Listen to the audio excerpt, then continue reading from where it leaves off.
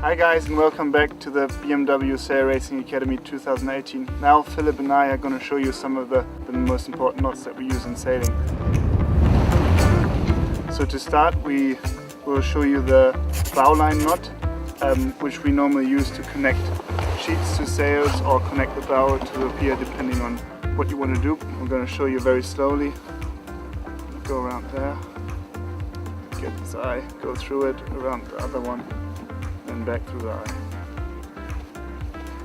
You can really trust this knot.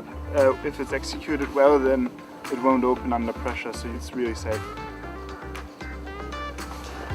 The second knot is called the cross knot. It is used to attach two lines which have the same diameter. You simply cross the lines once and then you cross them twice,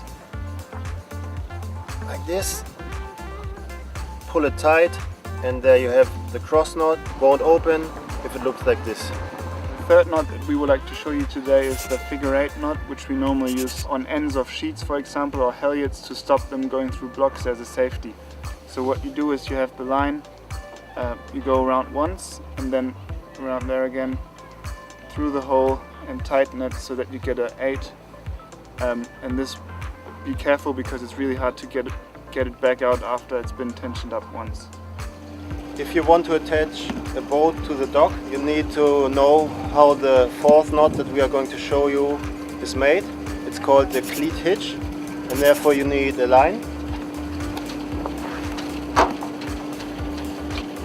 And here we have our cleat, and you go around it once, then always across once and twice, and then you twist the line like this.